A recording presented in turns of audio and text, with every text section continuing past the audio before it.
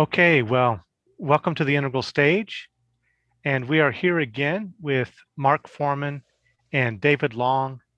And we're going to be continuing our debate on the nature of transrationality and the nature of enlightenment, inspired by David's video on the stages of enlightenment and then some subsequent discussions that followed. The last time we tried this, we didn't really um, stay with our format. And so this time we're going to try to do that a little bit better. And the way we've got it planned out is for David and I to spend the first, maybe half of it, but probably a third of it talking together. And David will start with a kind of a recap and a steel man from his point of view. And then I will also talk to him a little bit about the steel man that I presented of his position last time. And then we'll turn it over and David will again do a kind of recap of where he stands with Mark in their discussion. And then they'll have their exchange and Mark has some questions and some things that he wants to explore prepared also. So I think that's what we'll be doing for the next little while. We did not set a definite time window on this. We anticipate, maybe wrapping it up in 2 hours. I don't think people can really stand much more than that, but we want to leave as much room here as we can to just cover the territory we want and not keep dragging it on. So welcome to both of you. And I'd like to just turn it over to you now, David, and you can get started. Okay, well, first of all, I want to say that I realize that Bruce and Mark are different people. And while there is some overlap in their perspective, they also have differences in their perspective. And so it's important to be able to make that distinction right up front. I know Bruce is a panpsychic, but I think that he's also coming from this place where he's attempting to make these points in a way that's neutral, that doesn't necessarily require agreeing with a particular cosmology or something to be able to come to these conclusions. So maybe his particular cosmological views in this regard are kind of irrelevant, or at least I think that's where he's wanting to come from, this more like kind of neutral ground of place where he thinks we can all agree about these things. Um, so I can't really go on too much about trying to steelman Bruce's perspective in particular. So I think basically I'm just going to try to talk about what I think are his main criticisms against me in this particular video that I made about enlightenment. I think Bruce said that he was looking for me to say that the to talk more about experience of enlightenment, and that he wanted to hear more talk about what's going on with states. Um, a shift in experience of the self, a self other construction, meaning making, how we inhabit space, shifting identification, spacious presence, causal development. These are all things that he mentioned in the first video when he was talking about the something more that he felt that I was leaving out or not mentioning enough of or giving enough shine to or something like this. The other thing that he said was that he didn't like the idea of thinking that green was enlightenment, or that enlightenment's not a big deal. And then he said something like, green is not construct awareness.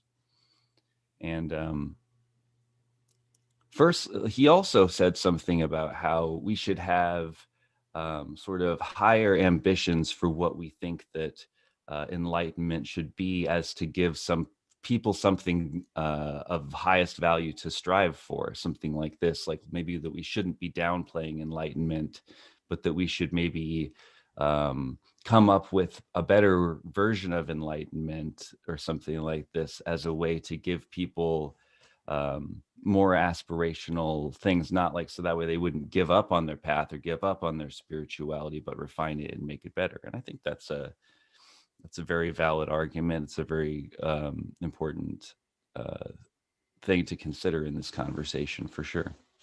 Um, but the other thing was that he thinks that, or he says the green is not construct awareness. And he said that he kind of described conscious construct awareness as seeing our thinking as an object, and the locus of identification shifting away from the mental self. Um, the concept of self rests more in the causal. All of these are quotes from the last debate that we have. So I think this kind of brings you up to speed on where we're at with where Bruce is coming from my perspective. What do you think, Bruce? Yeah, I think those are good points. I I agree with most of that, and it touches on some of what I would have covered with you also from my side and going over the steel man and the questions that I have for you. Um, I would say just a little bit about my own perspective, since you know I realize there are places that it's out there, but I don't expect you to have hunted them all down. On my Integral Post Metaphysical Spirituality forum, we have many threads exploring a lot of these topics, and I've written a ton there, and I do have different papers and things out.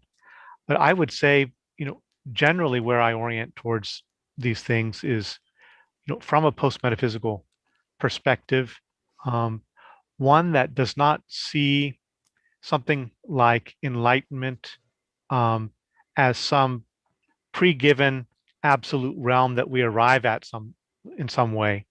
Um, I think there are many different forms of spiritual realization, and while there is, you could say, a non-constructed aspect to them, meaning that they're not just purely a product of our efforts, but more of our aligning with being, with reality. There's a dialogue between us and the rest of reality, and so uh, there's a growing into fuller embrace of reality. But I think that uh, enlightenment, as articulated by different spiritual traditions, can be viewed inactively and participatorily, meaning that it's a constellation of realizations and traits and accomplishments and capacities that are cultivated and developed over time in our dialogue with being and our response to the cosmos, to the universe. And so I don't see an enlightened condition as arriving at anything that's preordained from the beginning of history or anything like that. It's a historically, for me, post metaphysically, it's a historically emergent phenomenon that can tune into the what is that's given to us, but not in a way that uh, I think the metaphysical traditions have, presented to us typically, of pre-existing, you know, realms that we tap into and things like that. It's a little slippery how we hold that, so we can get into some details around it if you want. But um, I would say I'd like to, just go over a few of the points that I was summarizing in your video, and some questions that I have around some of it. Because I generally, for many of your points, I want this to be a constructive conversation, and where there are points of difference, let's hash them out. I don't want this to be an arguing about angels dancing on the head of a pin. I don't want it to be just quibbling over nothing. Um, I do find that there are general things that I agree with about many of your points, and then some things where I thought, oh, that doesn't quite cover it, or whatever, just from my own perspective. So that's what I want to go into. So one of the first things that you talk about in the video is that a lot of people see integral as mystical, that to be integral means to be a mystic.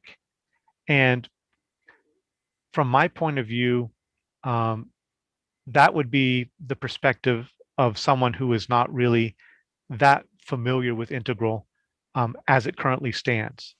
Yeah, I would think that that's kind of a freshman kind of shallow intake of the, and it's not even a put down of people who do that, because one, there's definitely language out there that could lead them in that direction, and two, definitely.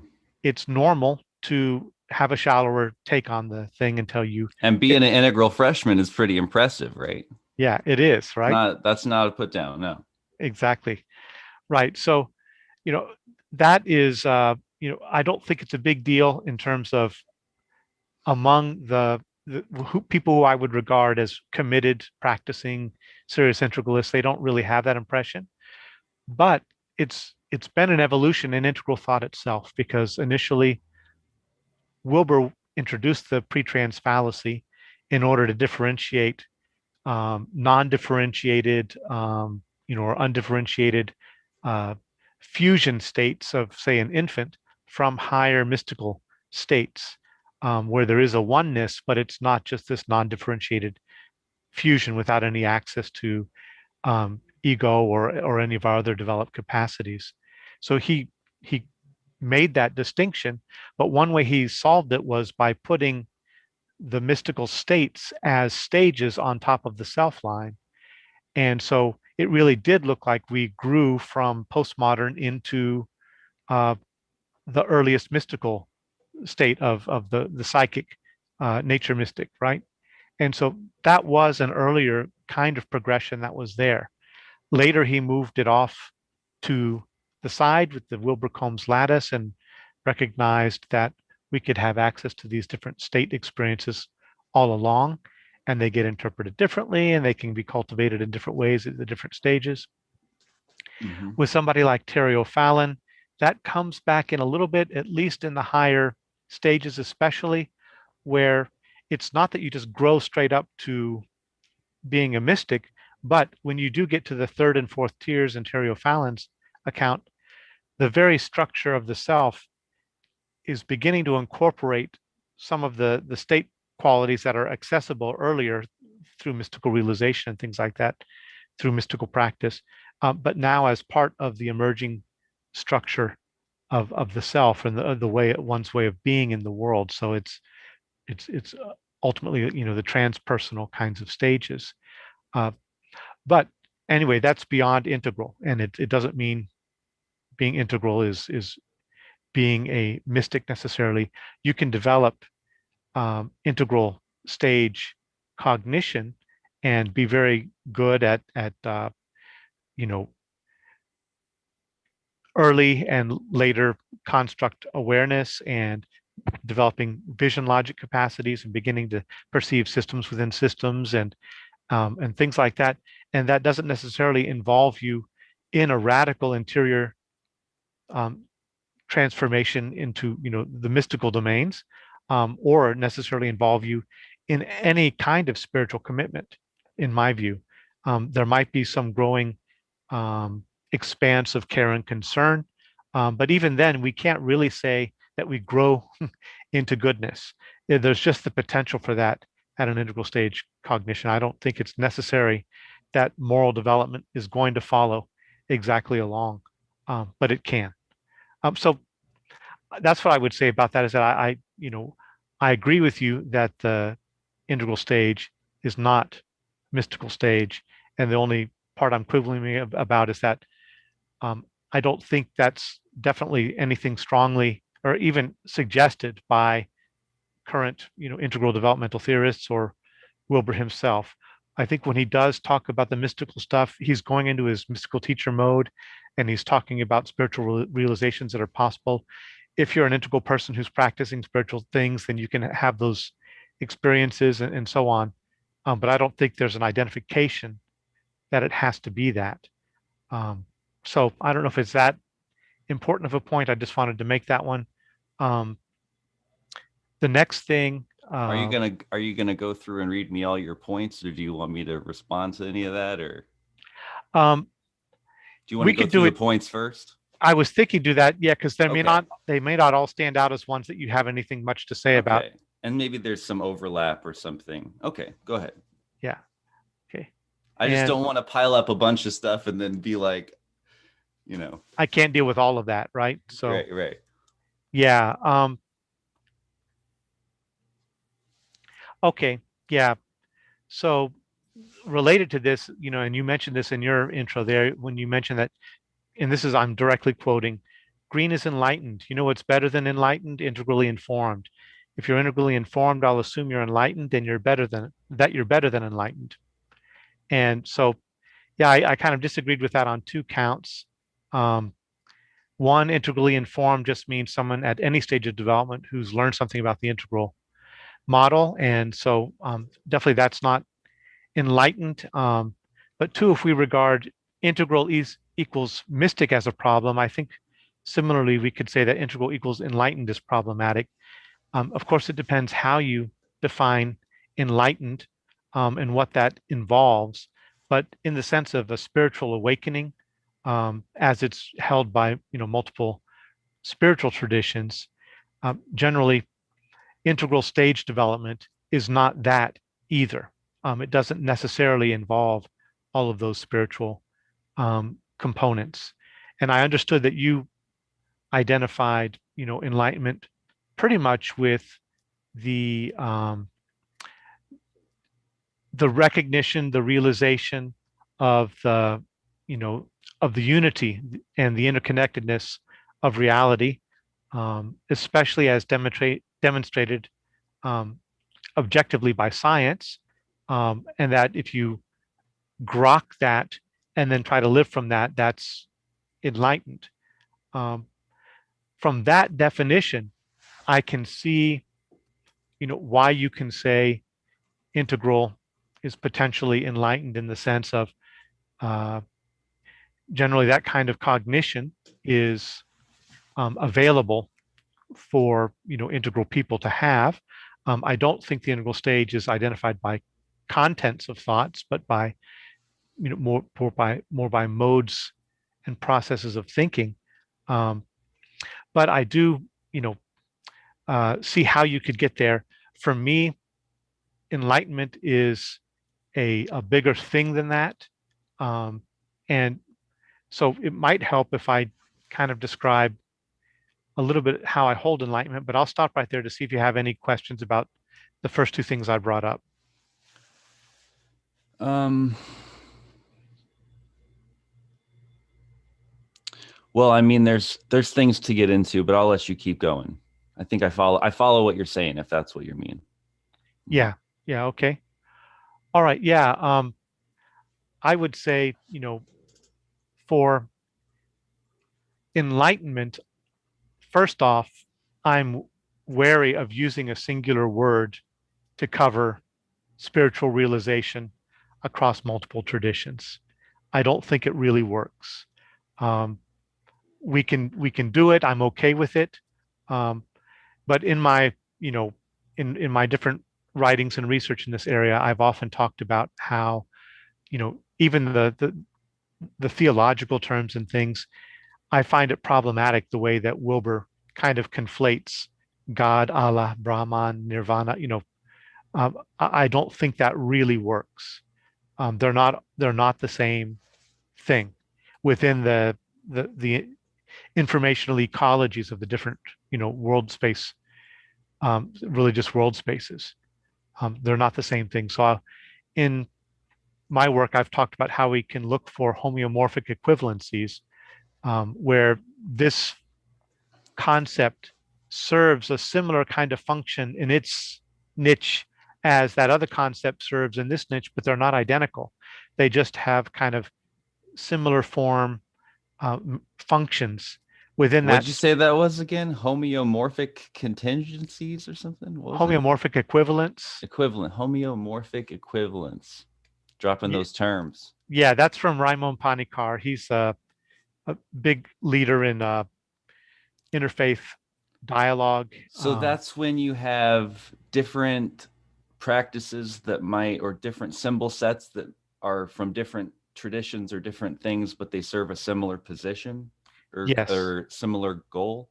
right. So even with things like human rights, he would say it's problematic and even colonialist to impose a human rights model on India, um, because the whole idea of human rights is rooted in Western tradition with certain presuppositions. And he would say you can speak about Dharma in the Indian context. Dharma is a very, very big and nuanced term, and it includes things like, um, you know, one's duty towards self, one's duty towards society, and things like that, Mm-hmm. and certain dignities, but they're not the same. So, kind of the Dharmic tradition and the human rights tradition could be held in parallel, but they shouldn't be just. Well, Um, I would say that there's probably a sage distinction to be made around that, where we can say that one stage of develop or one tradition has coming from a higher stage of development, since Dharma is like rooted in racism at its core. oh no, But no, maybe we yeah, can get past some of that and get back to the yeah, no. He's talking about a developed understanding of Dharma. He's definitely not supporting racism or anything like that, or casteism. Um, but yeah, he's saying that there's nevertheless a lineage of thought within India that's not just the pre-modern, but there's a whole developed lineage of thought within India. well. And if we want to be skillful, we should speak to them in their language and their tradition, anyways. If we want to be Right, effective. Yeah. right. So yeah, that's ideas like, Yahweh is not really the same as Brahman, and it's not really the same as Allah. You know, Right. they have some similarities in terms of function, and they're similar kinds of symbols. They're not identical. They don't, and in Right. terms of even the experience, they can't be said to be exactly identical, um, in terms of, like, how they show up in the religious life or for the believer or whatever. It's not that the postmodern relativism where everything is different and there's no contact. Definitely, you're looking for commonalities and similarities across these traditions, and you're looking for resonances and harmonies and bridges and modes of contact and mutual communion and things like that. But you're not just basically blindly, culturally, ignorantly collapsing distinctions. Um, so that's the idea there. So for the same idea for enlightenment, um, I think it's a little bit problematic to just kind of like use that as one term for spiritualization. Enlightenment is different from moksha, is different from kavalya, and you know, different from salvation. Um, they're not all exactly the same thing. But if we're holding up it as a general symbol for higher mystical aspirations, especially in the mystical traditions across the world, generally to me it's aiming towards, you know, a transformation in the heart of the individual that shifts self-other dynamics and relations. It involves the emergence of a kind of unitive consciousness, and perception, a decentering from the self, a forwarding of higher awareness functions, Mm-hmm. a deep coherence, within the individual and between individual and world, both in experience and behavior, um, the tendency for there to be more arising of spontaneous right action out of this holistic attunement. So there's a whole kind of range of things that can happen in, and some of which is detectable in, neurologically, in terms of how people who have really gone deeply along these paths of self-transformation actually perceive and function and process differently than a person who hasn't gone through those training and awakening kinds of And do you agree experiences. with me that these different things can happen in the light of different traditions at different stages of development, kind of like how I've described, where you can have a person who's at blue or at orange, like profoundly, deeply working on trying to realize and to be awakened and to be a seeker of truth, who can have this enlightenment, but in the context of their different tradition and interpreted it differently, even if, but the result is kind of the same. Like, as you say, that they have this kind of like realization that they're a part of this bigger process, or that they're connected in this bigger way. And maybe they just don't have the words for it, or that they're just kind of interpreting it inside of their local ways of talking about it. But the experience and the idea is kind of has at least that kind of universal, even though it like appears in different cultural costumes or whatever. Yeah. Yes. Yeah, I think there are similar kinds of um, openings and shifts, within the individual and their relations that can happen. So yeah, that's I think Wilbur also emphasizes that, if we consider enlightenment only as a developmental achievement, um, but we could Right. demonstrate, then it basically cuts off the possibility for any kind of meaningful enlightenment for Right. any, modern or even pre-modern tradition. Um, and so instead, there's the homeomorphic equivalence of what, of the enlightenment experience at different stages of development, and it's going to manifest differently, um, and with whatever both strengths and limitations are available at each stage and within each Right. cultural world space. Okay. Well, let me try and give a couple responses to some of these things.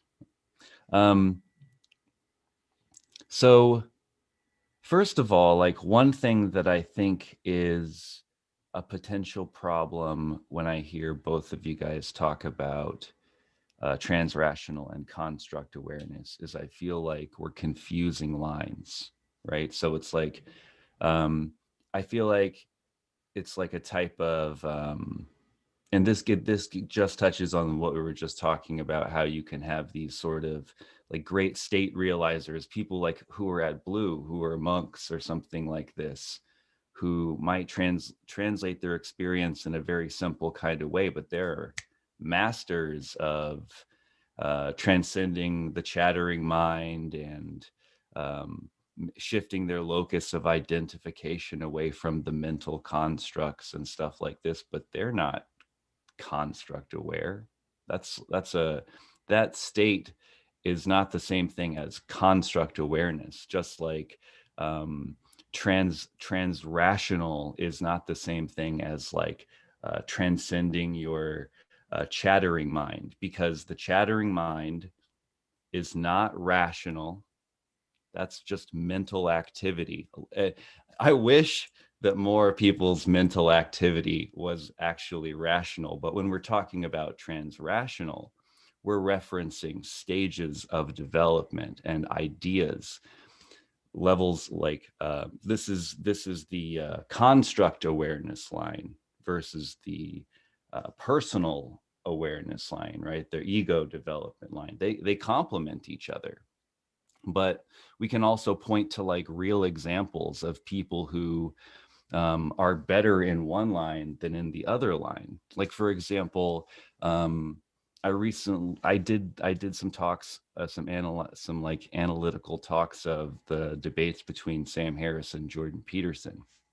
Right, I think Jordan Peterson is actually a little bit further ahead than Sam Harris is in terms of construct awareness. I don't think he necessarily has, I think he's got some problems in his epistemology, but he's actually able to see more of the truth in the poetic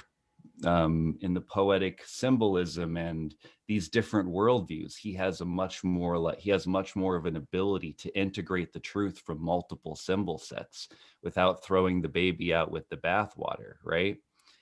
I feel like he could argue for some of this stuff in a better way, but again, I feel like he's doing pretty good in that line, but he doesn't really seem to be as good at the transpersonal stuff. He doesn't really speak about transpersonal awakening, and yet like Sam Harris has this his podcast was called is called Waking Up, or at least it was called Waking Up.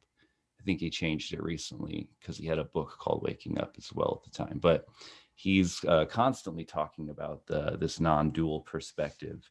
Again, he interprets it kind of differently. Um, but a lot of what we're trying to figure out is these balances between construct awareness and the ego awareness and these different developmental things. And like a lot of times, the construct awareness stuff is more rational, it can be more heady. And the ego awareness stuff can be kind of like, um, because it's trying to transcend the mental noise and get control of the mind and the self and all these things, it can at least come off, and at least in the freshman sense, be kind of like anti-intellectual, like life and world denying. There's all these problems with going to the extremes of it, and there's problems on the extremes of the other side too. Like you can get so in your concepts and all these things that you're not really here now, and all this. They might Both of these different approaches might come from more like idealistic traditions versus maybe favoring more materialistic traditions. And at these higher levels, we're trying to synthesize. And these lines are correlated to each other, the cognitive line and the personal line, but they're different lines. And actually, the cognitive line runs ahead. And it's like we need the cognitive line to really be able to construct the identity. And the reason that they're kind of related and they can influence each other is because working on state training can help to get that looseness from concepts, and like help to maybe like put some lube on the spiral, as Ken would say. But also, if you study the concepts can help to deconstruct and loosen the thing too. And like a lot of the translations of enlightenment are conceptual. So I don't think that construct awareness is about seeing our thinking as an object, or the locus of identification shifting away from the mental self, or the concept of self resting in the causal. I think that's more transrational stuff. And spoilers for our talk later with Mark, but he kind of describes the quieting of the chatter as the more transrational stuff, and the maybe the more psychological stuff that would come up as like pre-personal, or sorry, pre-rational stuff. But I think it's actually more like it's the pre-personal and transpersonal, not it's different lines. So I think the same thing is happening a little bit here with you, Bruce, is that you're kind of confused. I don't think construct awareness is the ability to stand outside of constructs. I think construct awareness goes through these early, mid, and late stages of development, where it's like first it's deconstructing, then it's at the early level, then it's a personal reconstruction at the mid level, and then a more transpersonal, or like wringing out your personal bias kind of thing at the late level, for like to try to do it, not just integrate for me in my life so I can have a good map, but to integrate for like the greater good. And I think that these correlate, with the transrational and transpersonal. Push far enough into that trans rational line and you'll become more transpersonal, probably, I would say. um, but yeah, I think that these are different lines, and that there's a little bit of confusion about what's happening there. And also, the other thing that we talked about last time is, like, I don't think just getting into this causal state and seeing constructs and transcending them is the ultimate thing. I actually think that that's kind of selling awakening and enlightenment kind of short. That actually, that there's this becoming and creating thing that happens after that, like kind of similar to what Andrew Cohen and you were talking about. I'm a big fan of Andrew Cohen's work in the Enlightenment stuff. Again, I don't agree with him on everything, but I definitely like his take on this, where it's like once you get this kind of construct, or like this kind now I'm doing it. Once you get this kind of ability to transcend the chattering mind and to like rest in this kind of stillness, that then you can like find this authentic self beyond just the concepts that you have in your mind, and realize that you're one with everything, that you're this kind of, I mean, the poetry of all this stuff is great. uh and really, when we talk about the moral stuff, it does seem like it's kind of crucial to have some kind of story about how we're all connected and how our actions matter in this kind of way where everything I do affects everyone else, and that I need to live as though I'm a part of this interconnected system or something. But it gets into problems when people start getting too much into the disassociative thing, and we've seen that too. But yeah, I think. Yeah, no, those are good points. And I would say from my side, I don't think there's that confusion happening. I will say that I haven't tried to make those distinctions because it gets complicated. But I definitely agree that there's a difference between, the ego developmental line and the cognitive developmental line, and what's going on in each. Transrationality is not the same thing as transpersonal, so they can be correlated. Um, I feel that it's complicated because I think there's there tends to be, even in Wilberian thought, and Wilberian translations of spiral dynamics and things like that, a conflation of content and worldview with processing capacity. And if you look at something like Chittamatra Buddhism, there's a high awareness of um, the constructedness of language and meaning. There's a very deep awareness of metaphor, of poetry, of the so-called emptiness of language, um, and how worldviews are constructed. There's a reason a lot of us are big into Buddhism. Buddhism and existentialism are like some of the only ways to talk about some of this stuff. Right, right. And yeah, so I think you could find that in like, some forms of Shaivism and things like that also. But um, the early, with my own grammatical stuff, the early Indian grammarians, there's some really amazing things happening. And it's easy to consider them lower because they're pre-scientific. So they don't have access to a lot of information about the world, um, and they can't process those things. But within the realm that they're operating in, you could see very clearly that, I would say that there's definitely, construct awareness, um, in certain early in early, Buddhist teachers. So it's not that it's only limited to our time.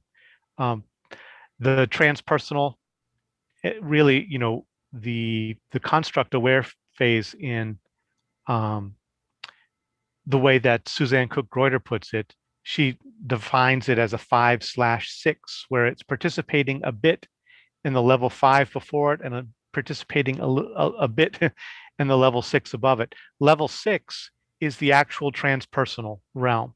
Integral is not yet transpersonal, right? So um, I would say developing witness capacity doesn't necessarily make you construct aware in the developmental sense that is entailed there. But in this developmental scheme, yes, um, there's a witnessing capacity that's becoming more and more developmentally present for you, um, and there's construct awareness at the integral stage without yet being, that what I described for the mystical or the enlightened definition, where there's this decentering from the self. That's what happened in the emergence of unitive consciousness. That's not the integral stage. The integral stage is still, it's much more complex, but it's still ego referencing it. It's and operating from that until you get to the transpersonal stage, which is the next one, the unitive stage in Cook-Reuter's model. So yeah, there's just some parsing and some further differentiation that has to go on there. I agree that postmodernism brings, kind of an early turn towards this. There's the beginning awareness of language as construct and language as contextual, and the importance of multi perspectives, and then that deepens and grows. Um, But I would say definitely the kind of awareness and the kind of deconstructive awareness and things that emerge at green is not sufficient in itself for me to say that that Yeah. equals enlightenment. And I mean, okay, well, I mean, yeah, and we're really, I just want to stick to this construct awareness term. Um, like I think we agree that like it depends on how you define enlightenment, and that you and I, to some extent, are coming from a different perspective when we maybe disagree around the enlightenment thing, right? Like you want to make it this thing that's like still more aspirational and or something like that, and I'm kind of trying to demystify and be like, look, there's more to living life than just like trying to get to this state where you disidentify with the content of your mind. Like, and in fact, big picture, while it's good to have state training and it's good to be able to get control of your mind, and of course that's very practical and useful. Like the ultimate, we can't all be living like the ultimate thing is to get into this state. Like that's such an egoic pursuit, and that's like where enlightenment and like a lot of the green early stuff kind of becomes this sort of performative self-contradiction, right, where it's like so about the ego, and yet they're like trying so hard to like be enlightened, and it becomes like this thing. It's like you're never going to be enlightened because you only care about yourself. Like you are just like trying so hard to have this thing for you. You're still caught in ego and fear and desire and all this stuff, and it's really only until you can get over yourself that you'll really start to be enlightened.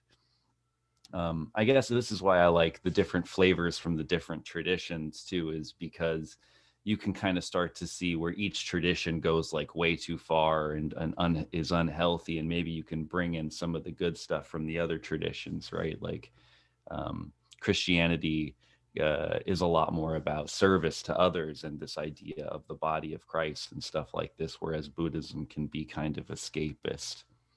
Um, Yeah, I agree with that actually.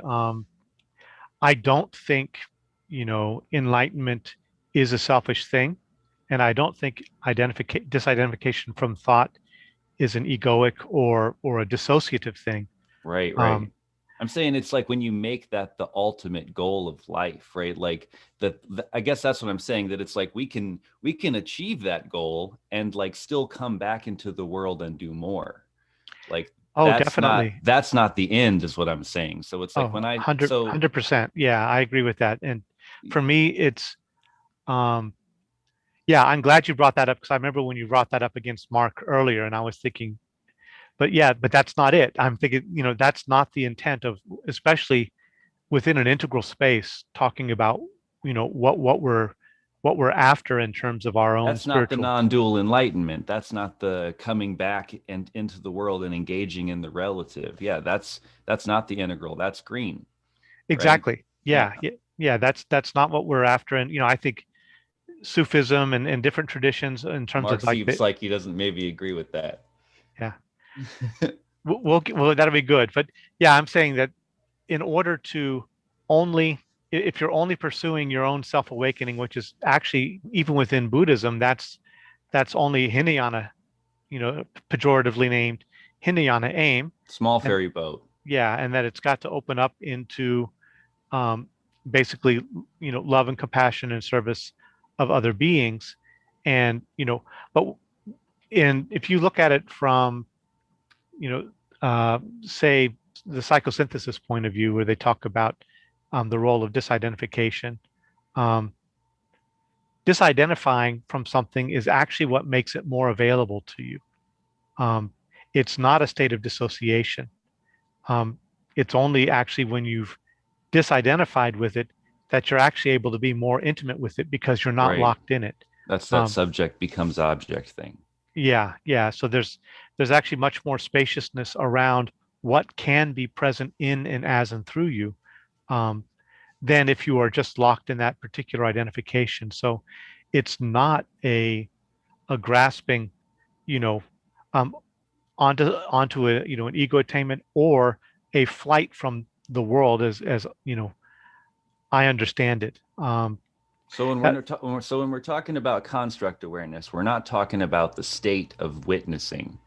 We're talking about a mature um, deconstruction of constructs, of ideas across the board, and not just an early stage reintegration on a personal level, but a um, to really explicitly have an integrative worldview that is what I was calling integrally informed, right? This would be another place to say I think that there's a difference between um, like implicit integral, like early stage integral, people who are let's say making integral distinctions but don't necessarily have integral language. We see this quite a bit. Like I think Joseph Campbell is probably a great example of a person who's making all kinds of integral distinctions and has a very integral project but never says any integral terms. Um, so there's implicitly integral, there's integrally informed, which is where I would say that your perspective, your actions in the world are informed by integral. I guess maybe Wilbur uses it this way sometimes, maybe sometimes he doesn't. I would maybe differentiate between integrally informed and integrally aware. Like there are people who are aware of integral ideas, they know quadrants or something like this, but their perspective isn't informed by integral, right? So I don't know how other people use it, but from now on, that's how I'm going to use it. There's integrally. okay. Uh, Maybe there's a place for, I'm noticing the time, and I'm also tracking the subject. And so there's a place here that I think one of my topics may arise. And essentially, both of you in this conversation are taking construct awareness and either moving it to another line or possibly shading its definition so that it kind of has an unfolding. I don't have so much trouble with that. But basically, Suzanne Cook-Greuter is the one who came up with the term construct aware. And the context in which she did that was zone 2 empirical methodology. So she did her dissertation at Harvard under Robert Keegan. And I think this is significant because Robert Keegan is a self theorist. His fourth order and fifth order and third order are conceptions of the self, although he does recognize some version of lines. But her construct aware notion of what a person is like is not simply a picture of a cognitive awareness, and it's a picture of a type of self that is predicated or built upon previous types of self, including the autonomous strategist teal self. So the construct awareness is literally built on the early, if we call construct awareness late integral, we would have to say it's built in that tradition on the early integral. And then that's built on the green and the orange and the blue, etc. So, and without these kind of empirical clarifications where we can have them, I think we get into the realm of theorizing, which is interesting and fun to do. But if we don't look at the best research, then we're really unmoored. And I think this is a contradiction that I kind of want to point out and came up during our dialogue, in that David, is holding very hard to the realist scientific position or an agnostic position, which posits a sort of hard realism as the right answer. And yet, when we're coming down to these sub issues, David's not really sourcing our very best scientific methodological research to talk about these other terms. You're more sourcing your kind of rational analysis. And not to say that that isn't useful to a certain degree, and I would say the same thing to Bruce, but it's like we actually have the data, 40 years of it in some cases, of how these stages unfold. And if we don't, it's anti-zone, integral zone, to sort of skip a zone if we don't feel like we like the answers. I would even say that there's a zone 6 issue, which is how does a brain look under mystical experience. And you guys were talking about that the different traditions may lead to different enlightenments. Well, Andrew Newberg stuck nuns, Christian nuns and Tibetan Buddhists under the fMRIs, and their brains looked incredibly similar at their peak mystical states.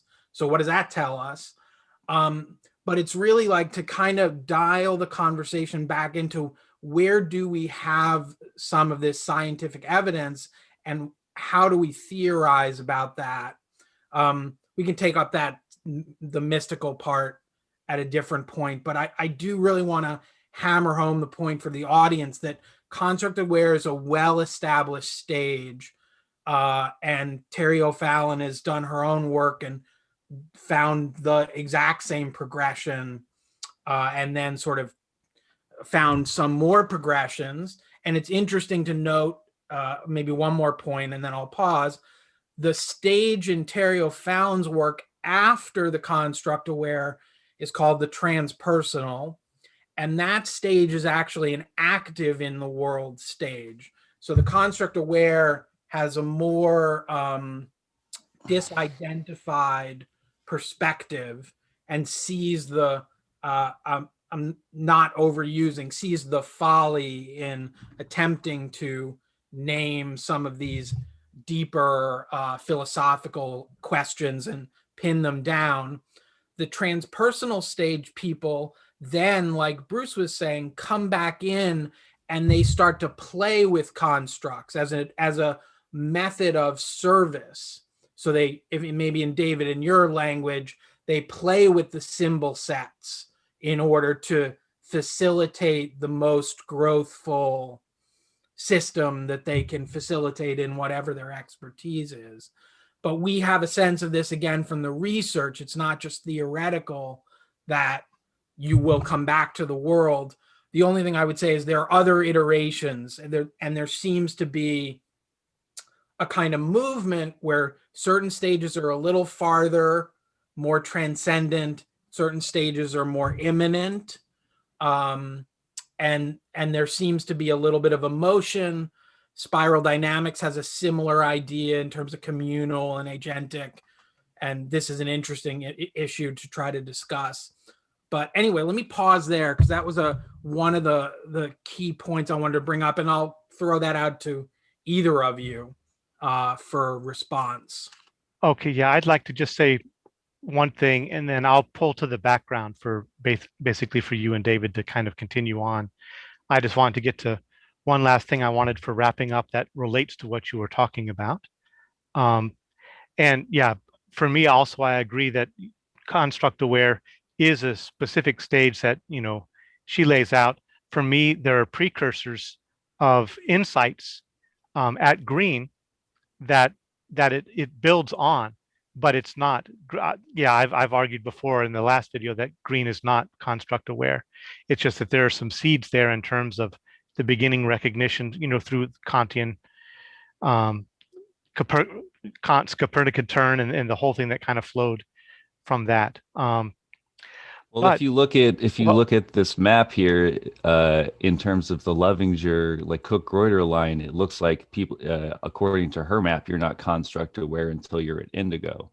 So actually, yeah, it's supposed to be at turquoise for the. oh, But they're just moving these things around, huh?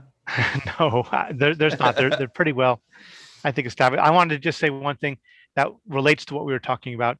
One of the reasons I kind of had a little pushback on David's definition of enlightenment, especially as interobjective unity, the acceptance of the uh, you know of the fact of the interconnectedness of everything, and then living as if that matters, as it roots um, it roots enlightenment pretty much as intellectual or conceptual assent to a proposition, an objective proposition about reality.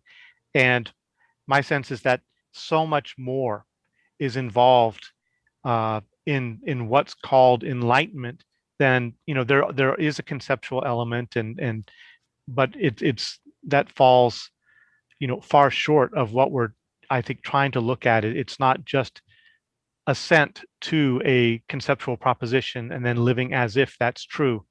That's just, for me, it's not sufficient. And there was a description that David offered, for the transpersonal, where he says, you're beyond your limited stories and concepts of the ego to the point where you can create yourself. You decide who you're going to be. You decide what your principles are. You decide how you act, and construct awareness, not being stuck in one limited perspective, not being stuck in one limited story, but being able to change the story and tell new stories, to be able to reframe things and make things a particular way. So we use narrative, we use story, we use the fact that language is relative to make things come true in the world. So this can be done in one's personal life at mid-stage vision logic or yellow or earlier integral stages. And my point there, and I would check it with Mark's sense as well, but that actually seems to be closer to Keegan's stage 4 description of what's going on in terms of our awareness of our meaning making and things like that. That's the self-authoring orange/green stage, not turquoise or yellow or turquoise necessarily. So I think that I can be think you fleshed out. probably have to transcend your ego before you can consciously create a new one from an informed perspective. So just because you're expressing yourself doesn't mean that that self is an enlightened self. So that would be the distinction that I would make. Right. Yeah. Because just the ability to kind of like use narrative and tell new stories, that's that's basically green narrative therapy. That's a whole method that's been developed, is to Green restory the doesn't. self. Green has a clusterfuck mishmash. Yeah, they can start to tell new stories and they can do that stuff, but they can't do it skillfully on the level of like a spiral wizard who has a good map of this kind of stuff. So I would say that they could do that at the early stages. They can start to tell stories. I think that happens at Green, but they're not like they're like clusterfuck stories, like the kind that you would imagine at Green. They're not like coming from a clear, coherent, integrally informed perspective, or the kind of construct aware kind of perspective that you would probably be talking about. I think Green can be either way. It need not be sort of a clusterfuck of stories. I think a lot of somebody who I think of as a really good, well-known representation of Green throughout his professional history is someone like Roger Waters of Pink Floyd. So he has a very cohesive, very sympathetic, very sensitive, very articulated worldview. I think he doesn't necessarily in his lyrics always, at least especially his earlier Floyd lyrics, doesn't demonstrate something that's clearly integral, but he would be a terrific example of somebody who has stepped into the post-conventional and given an articulation. Some people argue that Martin Luther King was a good representation of Green. I think you could argue that he was maybe a stage up from early there. integral or something, implicit integral. Yeah, implicit integral. But it seems clear that you could imagine a person from a Green world space talking and inhabiting a lot of what Martin Luther King Jr. said in terms of narrating universal rights and the dignity of all people, and judging people individually as opposed to Clusterfuck was very ungracious of me. Let's put it this way. It can be kind of difficult to talk about these things, right? Because it's like someone like Jordan Peterson, let's say, right? This is a smart dude. Like he's an intelligent guy, and like especially like in general, if you just look at everybody in general, like if you met this guy, you would be like, wow, this is good. This guy is really smart, right?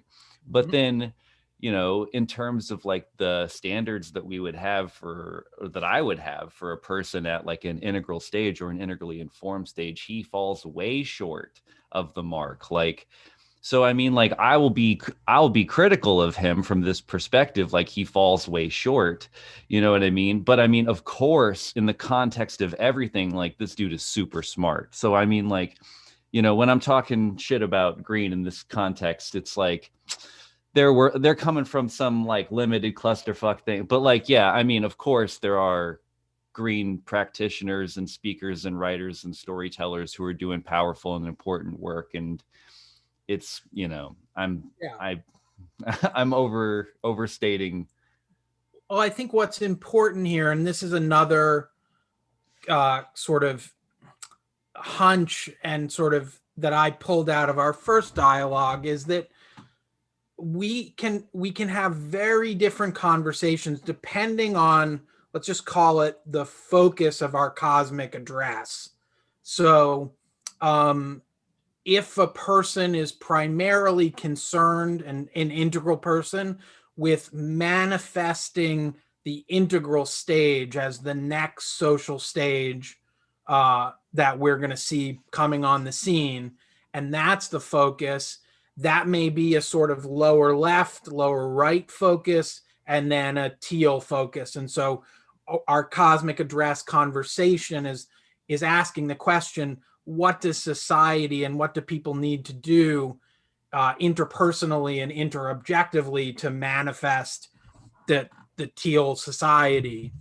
If our cosmic address question is, what are the upper stages of the upper left, then we're going to have a very different conversation. And I personally care about both conversations, but I also notice that how I show up depends. So if I'm talking to a relatively layperson audience, not integrally informed, just sort of folks, and I'm going to guess, like Keegan says, that most of them are third order amber orange or orange fourth order, maybe some folks at the individualist green stage. I'm not going to emphasize transrationality and whatever I think mystical enlightenment is like. I'm going to talk about the four quadrants. I'm going to talk about the complexity of difficult problems and how we need to mesh solutions from each quadrant in order to create these sort of meta solutions to these, what they call wicked problems, which are really four quadrant multi-leveled problems. And I'm not going to bump into that headspace because it would be unempathic with the audience, and it's also not the most important thing to say. Now, if we're on a meditation retreat or personal growth retreat, well, there may be times when it's really appropriate to focus on the upper left and to say, like, okay, here's what it looks like from our research or theorizing.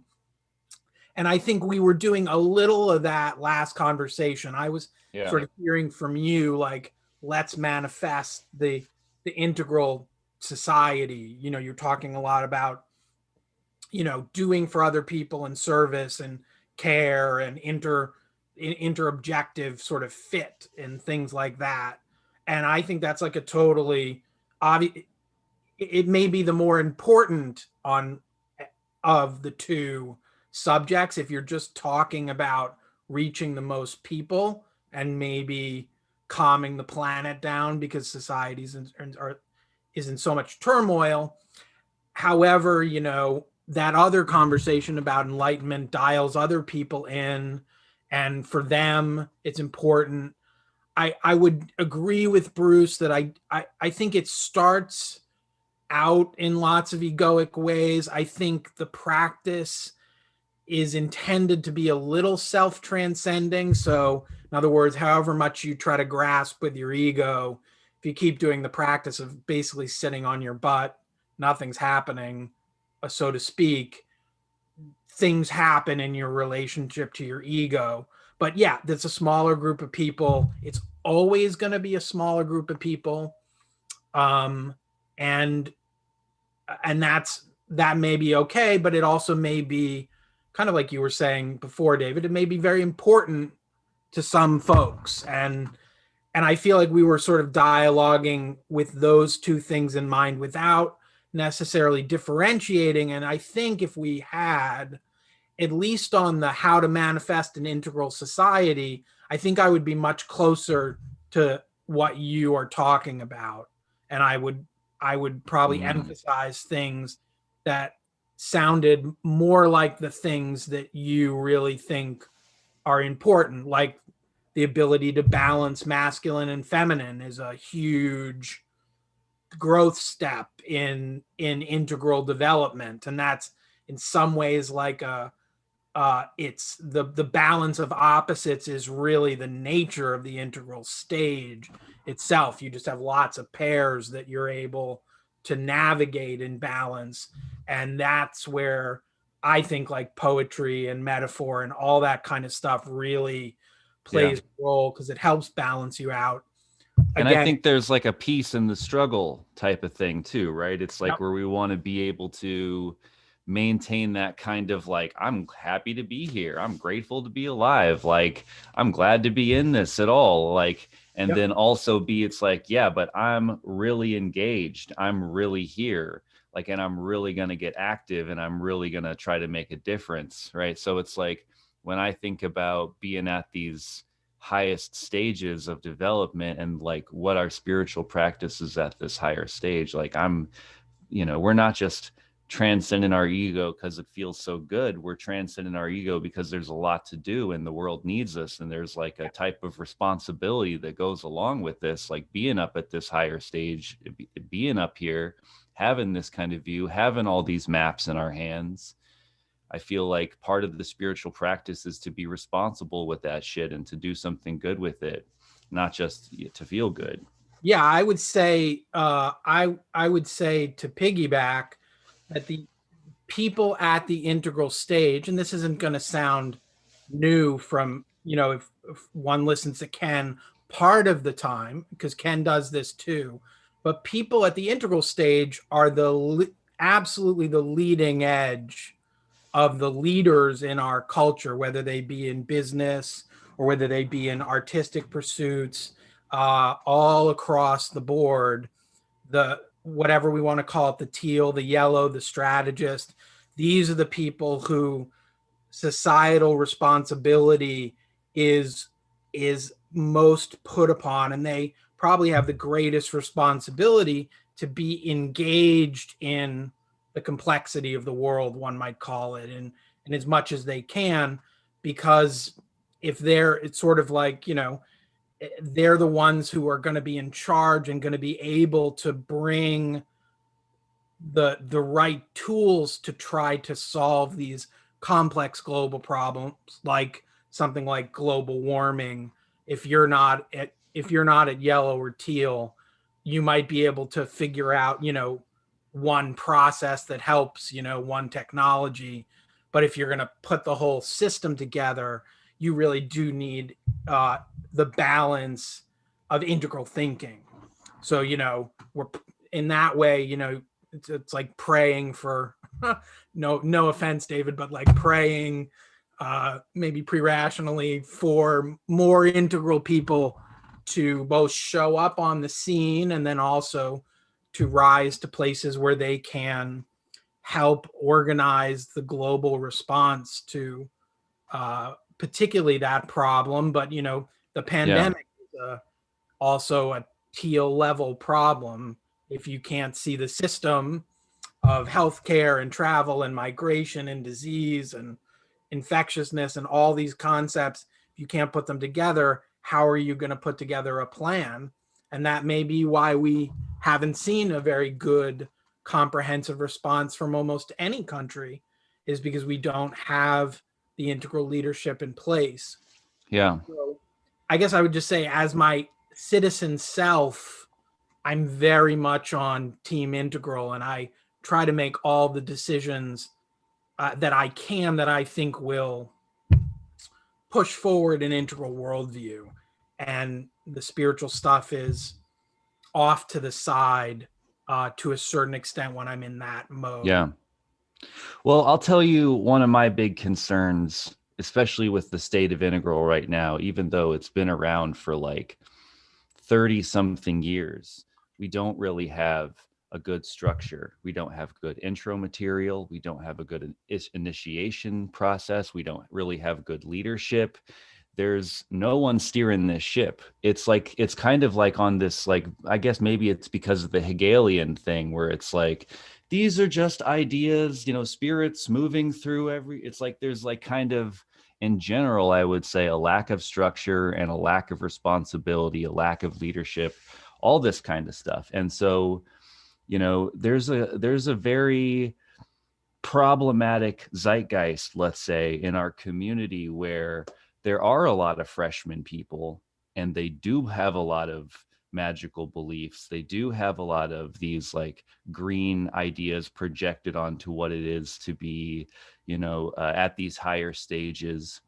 And the thing that's worrying to me about your guys's first talk is that within the context of the community, even though you're not explicitly yourself being like, yeah, telos and magical powers and all these things, like, I feel like you crack the door open and you like leave plausible deniability for these ideas to creep in. And it's like, well, like, I kind of feel like when I asked you about some of these things, right? Like in the beginning, in the first video, you spoke about telos and you said, not just these states are not just these horizontal things, that there's this kind of pull. And then when I asked you about it later, it seemed like you kind of hedged and you said, well, I'm agnostic about that. I'm not sure exactly where I stand on some of this stuff yet.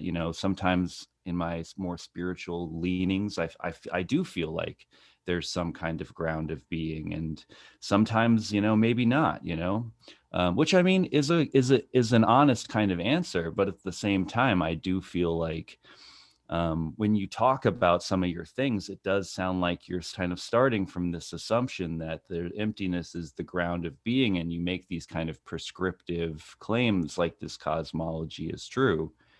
And and it does get into these kinds of things like silence is more important or more real.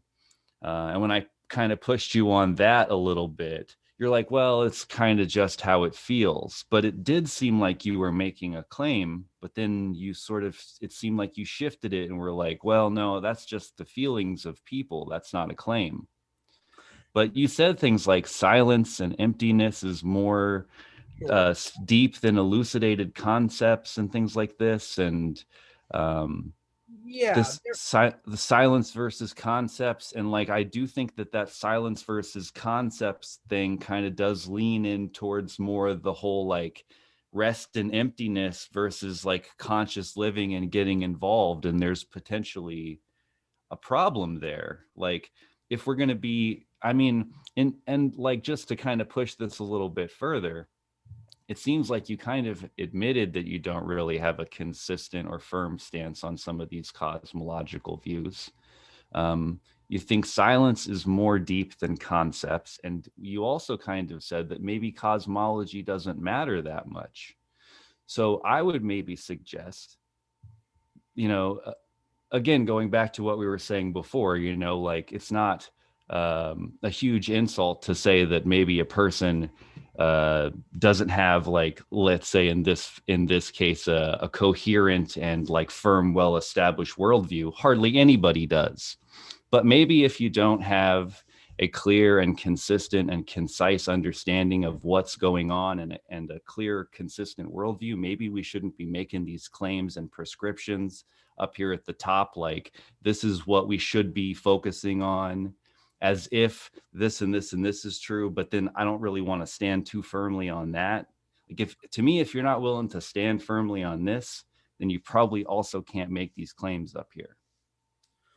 So there's a lot of interesting things to unpack there, but the one that really comes up most strongly for me is about the history of integral.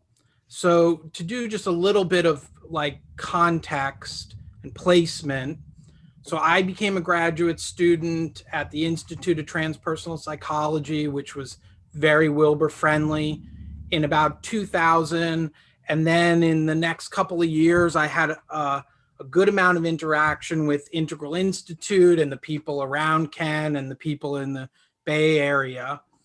And what was very clear was that there was Ken was everything. I mean, there was absolutely no word on integral anything other than Ken himself. And there was no practical application, so no one knew how to apply this stuff to psychotherapy. So my first book was entirely, after like 10 years of being a psychotherapist, how do you apply it? That was like the whole purpose. And there are lots of now other books that have happened from different professionals in different areas, including in music, that talk about that.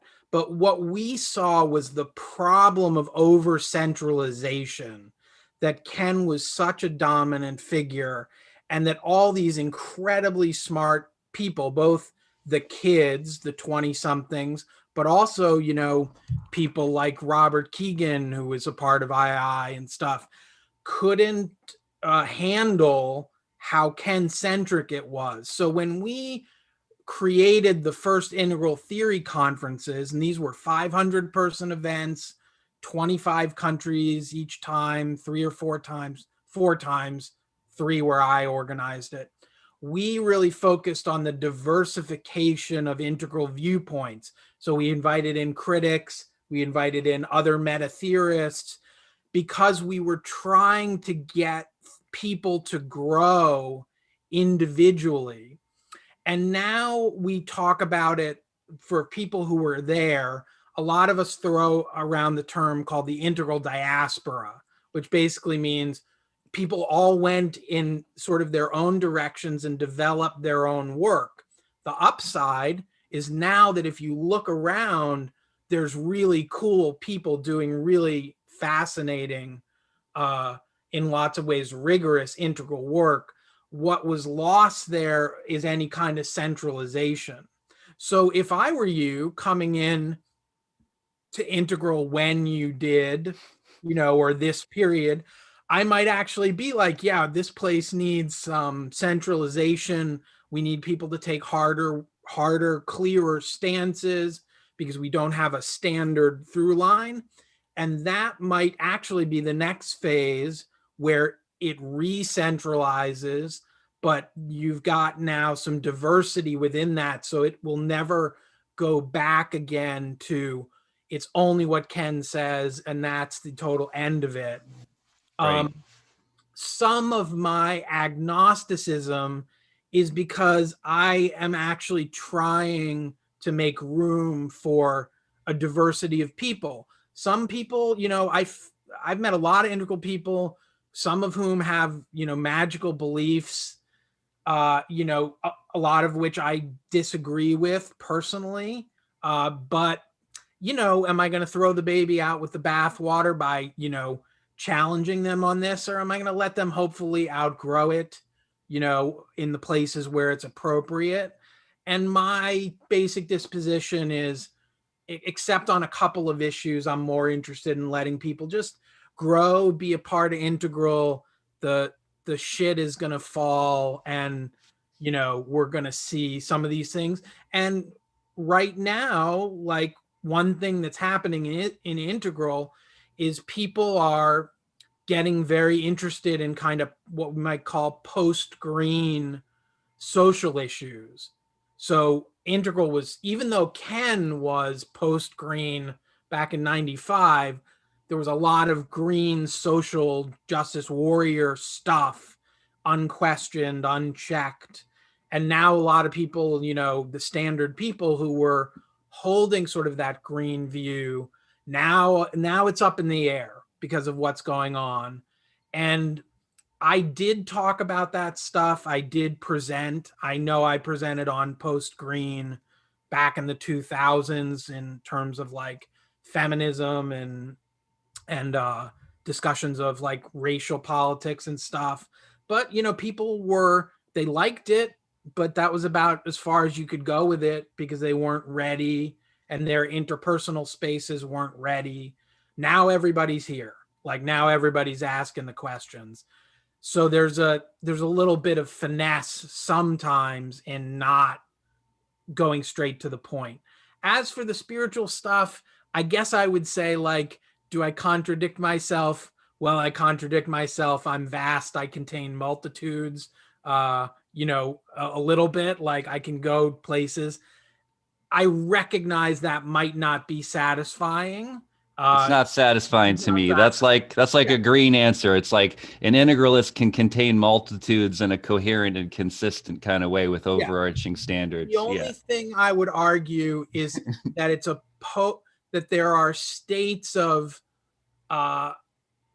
both and neither or that are post green, and that in my sourcing of my agnosticism and back and forth, I'm not merely being a relativist about it. Now, you don't have to believe that. I'm just making a claim that later stages will iterate you in terms of certainty and uncertainty, and that there's a, you know, Almas, the Diamond Heart person, calls it runaway enlightenment, like meaning that as you move to upper stages, things just unfold in all kinds of new directions. And he'll talk about spending years in a sort of like Buddhist whatever, and then things changed. And so just the idea that the upper stages have these fluxes in them, and that it can sound like an earlier stage while not being quite reducible. I'm not saying all of me is post green and I have no green in me. I'm just saying if I could argue for myself later on, there's also shifting around. And it might also be personality type. So there's a typological dimension, you know. Sure. I think that's probably right. Yeah. What is your personality type? I am a 4, so I'm an Enneagram individualist. Okay. And that's not. What's your Briggs-Myers? My Myers-Briggs is an INTP, but probably Myers, the evidence for Myers-Briggs is not so hot. Well, I think the stages have a corrupting effect on them. For example, if you're at like a rational stage of development, I think you're more likely to test T, for example, something like that, based on your values. Or that's just one example. Could be. The big 5 is interesting, but I do identify as the intuitive type. So, you know, that my interest in the non-rational might. You know, I don't know if you ever saw it, but like one of the first videos I made was I was in Dallas and I got to go see Steve McIntosh do a talk. And at the end, I got to ask him a question. And then later they sent me a video of the talk, and I was like, oh, well, I have to make a video about this now since we have a video of this happening. Anyways, what I asked him, he gave a talk about, it was when he came out with his book. Oh, I'm trying to remember of it. The Presence of the Infinite. And he was basically kind of making a case for why integralists can believe in a personal God or something like this. And I got to ask him about it, and I asked him, like, basically, you know, like, what was his, how does he justify the grounding of this thing, and on, you know, on the bottom end, and like, where does he think it's going? Because he kind of talks about this omega point, right? And then he sort of goes, yeah, that's just my belief system, though. I bracket that. And I'm like, what do you mean you bracket that? It's like inherent in your entire talk. You're out here like talking like, this is this and this is that because you think these things, but then you're not like explicitly saying those things, but it's clear that you think that that stuff is true in the way that you're talking about it. I kind of feel like a little bit of that with you here too. It's like you made these claims about how we should be and what the highest levels are, and then you kind of backed away. You're like, well, I bracket that. That's just some, it's like, I don't know. I mean, I think one part is, Steve McIntosh wrote a whole book about that. And then if he bracketed it off, I am not sure what I said that feels so contradictory, because I didn't make a hard cosmological claim. I said, and I said on the Facebook post too, I said, people experience this. That's what I'm most interested in. And it seems as if, but I don't know. And I don't know that I've said a whole lot more. You mentioned telos. You mentioned a pull that you didn't want them to be purely horizontal. You kind of implied maybe some special powers. There was no. I mean, you said that Wilbur was able to download these books and that there were these kinds of, like next level things that came on, like a higher wisdom. I mean, even Andrew Cohen said something like this when he was talking about like at these, when you get enlightenment, that some kind of Buddha mind comes online. And while I think Andrew Cohen has a very pure intention, like he's coming from this perspective, he thinks it's true, and we see what happened with that. So it's like, just because you're enlightened, you get into these states, and like you think that that you have these like abilities to get into like Buddha mind and guru, like doesn't mean that you're gonna get shit right. Look at Wilbur. He downloaded these books, doesn't mean he got everything right. He's still so I mean, like, and I mean, no shade to Andrew. I honestly think if I was young and like coming up as a guru and coming from these traditions, I'm sure I would have fucked that up and like probably hurt some people. And, like, that's just part of being a human, is that we're flawed. But anyways, so there's a difference though, there's a whole set of, let's call it reputed attainments of enlightenment. So some things that are reportedly supposed to happen and you're supposed to get access to. And I guess I would say there's a big group of qualities, and some of them sound far-fetched but seem to actually show up, and some of them seem far-fetched and are totally far-fetched and there's no reason to believe them. So I just because I think people can start to gain access to certain kind of fast intuitive pattern recognition does not mean I think people can walk through walls. Sure. But what I'm saying is the way that you're kind of framing it, it does seem like at least there's some plausible deniability, or could even be seen as like a dog whistle for these people who have these kinds of magical assumptions. And like, I would rather see you come down hard and fast more on the skeptical side and be like, well, and you did say this, like, make them prove it. If they say that they could do it, see if they can prove it. Like, I would rather you start from there than make it like seem like maybe some of this stuff is reasonable, when it might be more the case that, look, we're just talking about regular abilities. And at the height of any line of development, look at Michael Jordan, he's excellent at what he does. And it seems like he has superpowers, but this is just a man who's good at what he does. Yeah. But so the example that I brought up to try to kind of mediate this discussion. So again, we're looking at Zone 2 research of Jeffrey Martin, and he both interviewed and used all these psychological tests, kind of well known, to measure people who claimed to be having enlightened experiences. And he grouped them into what he called locations based on a similarity of experience. And so at one particular location, which he calls three, people seem to not experience very many, if at all, negative emotions. And they experience sort of like one kind of emotion, which is sort of like love and sort of like bliss. And that's really their day to day experience.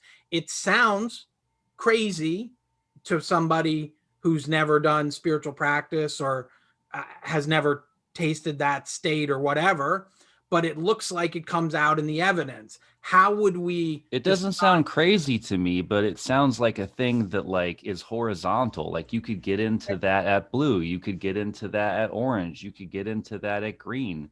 Like, and it could come and go. Like there could be people who are like in that for a while and they come out of it. So it's like, here's one of the other problems is it seems like that there's constantly this conflation between the idea of work on that as if work on states or being able to consistently get into states means that you're at a higher stage.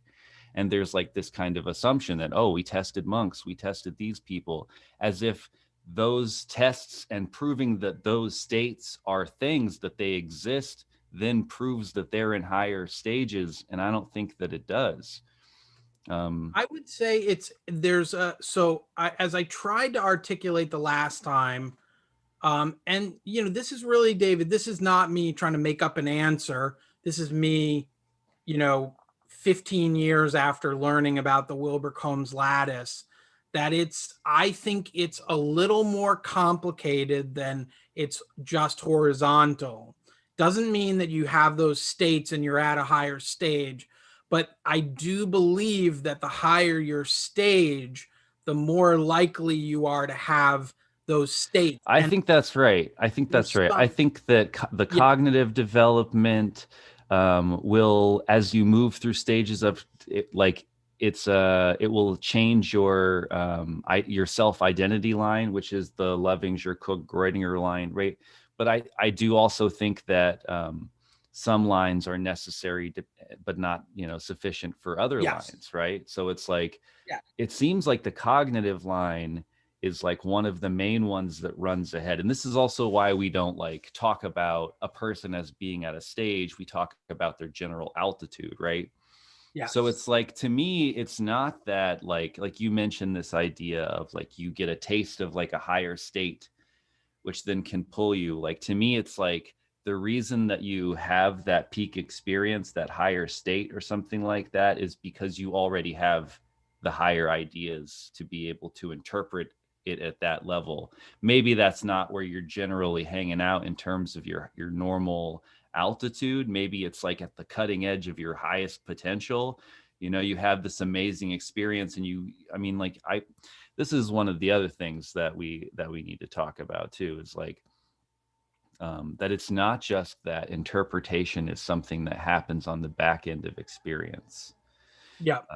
Interpretation colors our experience on the front end. So you mentioned this story of like looking out at the ocean, and it's like there's no way that I could wrap all of this in words, right? But I really like this quote by the great philosopher Blastmaster KRS-One. He says that I'm going to change his quote a little bit because he says the word brain, but I'm going to say the word mind. He says, "You don't see things with your eyes, you see things with your mind. And so the more words you have, the more of reality that you can see." Right? So it's like if you're looking out at that ocean, like there is plenty of stuff that you won't see if you don't have the concepts to be able to know what you're seeing, right? So it's like if I was a surfer and I was looking out at that ocean, I'm going to see things that a non-surfer is not going to see.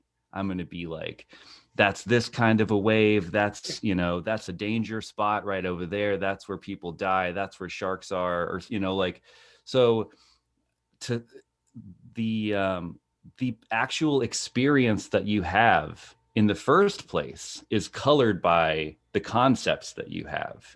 you're not going to experience something outside of concepts that you have to be able to even understand it.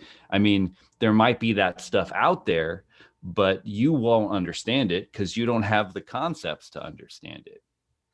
Well, so if we are talking, sort of to back up to something I said before, if we're talking about integral development, then I would say, yeah, you're absolutely right. So Eskimos have 17 words for snow. And if you don't have those seven, or I don't know if that's an exact quote, but something like that. Something like that, yeah. If you don't have those 17 words for snow, your apprehension of snow is going to be limited. And the integral project would be, if you want to experience and understand snow, to link together all 17 words.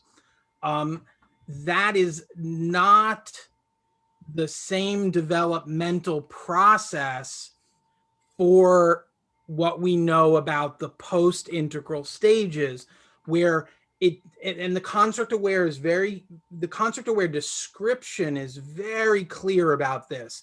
No matter how many words and in what combination with what complexity you piece them together, there is some other awareness which is larger, and that's how people describe it. And I'm not going to hedge on that. We could call it the witness, we could call it causal, whatever the case. There is something that um, moves into your awareness that holds all 17 and says, even this is not as powerful as the apprehension of sort of non-conceptual snowness. Now, this is tricky because it's not as simple to say that the concepts disappear, never come back, have no role to play. That's too far for me. It's that they take on a, a secondary role. They basically fall in line as sort of one set of operations. You can still conceptualize the 17 types of snow if you feel like it, because you've learned that in integral. So you always have that complexity to fall back on, but you also have a kind of spacious awareness which holds the complexity. And that's Sure. the point of transcend and include is so important here, because it may sound at sometimes when you're really talking about transpersonal and transrational development, I'll link them for now, it can sound like you're saying we're going to just fucking get rid of all of that, all those concepts, we're going to trash them. And that's really much more like it's much more like a temporary thing. It's like you've learned some things, but now we're going to wash that away and teach you something new. Do you really wash it away? No, you kind of put it off to the side and you Right. emphasize it because it is included. And a quote that I love, and then I'll pause there. There's a well-known modern mystic whose name was Bernadette Roberts. She was Catholic, and she wrote a book called The Experience of No Self, and kind of talks about her spiritual process. She's a very interesting person. But she said, I had to develop a very integrated self in the world. She had kids. She was a nun first, and then she had kids and a family and all the responsibilities. And she said the reason you have to develop that integrated self is that if you do start to unravel some of these non-dualities, you need a self that's going to keep going and function in the right way in the world. You need those patterns or laid down in your psyche so that you don't just flip out and become a wild asshole, which unfortunately, to your earlier point, people do. And there's no doubt that Andrew Cohen was a young, way overconfident, possibly narcissistic personality who had a realization and then came back and talked like he was God. And a lot of us saw that from the very beginning. I walked in on a talk with him, 25 years ago, and I couldn't believe the way he was treating his audience. I mean, it was abusive. Then this was a public audience. And then, he had this whole organization crash and kind of had to go back then and do all this retroactive work on his personality because he hadn't done it sort of on the way up. He hadn't really moved his stage. He'd more moved his state. And I think that may be the type of example you're thinking of. And yeah, it's a big risk. That's why I'm in Integral and I, will say show up, grow up, clean up, wake up, or in some order, because I think they're all important. And there are lots of cautionary tales, and no one's perfect. Everybody's got a shadow. I've got a shadow. If I get in the wrong situation, who knows? That could be me falling on my face in front of everybody and just having feet of clay. Ken Wilber once said, they all have feet of clay, all of them. And he said it sort of ruefully and with a smile, but he wasn't joking. That like anybody who appears superhuman or puts themselves there is gonna take a tumble. And I take that to heart. I mean, and so in that sense, I am very much on your caution team, but maybe not as firmly and uniformly as you would want me to be. I'll play the other. I'll Fair play enough. the other side for it. If I think the other thing needs to be said, I'll say the other thing, and yeah, I'll contradict myself a little bit. Ken said you can either be contradictory or you can be comprehensive. And I think that that's a nice little if you're totally consistent, you're not going to be comprehensive because there's too much paradox. But anyway, let me pause there. Bruce, I want to just conscious check in and just see if you want to add something or make some comments, and David, and then David, we'll go back to you. Sure. Yes, I was thinking of two things there that came up through the discussion. One was a question you asked earlier, and the other was just talking about language and perception. And language and perception are topics I've been very interested in for a long time. And you may know that I ended up inspired by David Bohm, creating my own language, trying to see what can happen to perception if you craft an entirely new grammar. And definitely did find that wrestling with creating new ways of languaging actually helped to shift my perspective. But it wasn't a one-way thing. There was a dance both ways in what was going on with what I'm seeing that I can't quite language, and then what I newly language that allows me to see differently. And I would say, developmentally, if we have to have the idea first before we can perceive or grasp something, we would never get off the ground as thinking beings. We're non-linguistic beings when we enter the world, and we gradually pattern things together and learn to label. And so I think it's a Mobius kind of thing. It's not a one-way or linear thing, that language is only what affords understanding. I would say that if you don't have language for it, what you grasp that's beyond your present worldview often won't stick. You'll have this intimation, and then it won't stay. I remember I had a dream, a visionary experience that took place over 4 nights, but the climax of that was me being taken by these initiating entities to a luminous blue ocean that was sentient and placed face down above the ocean, where the ocean communicated with me.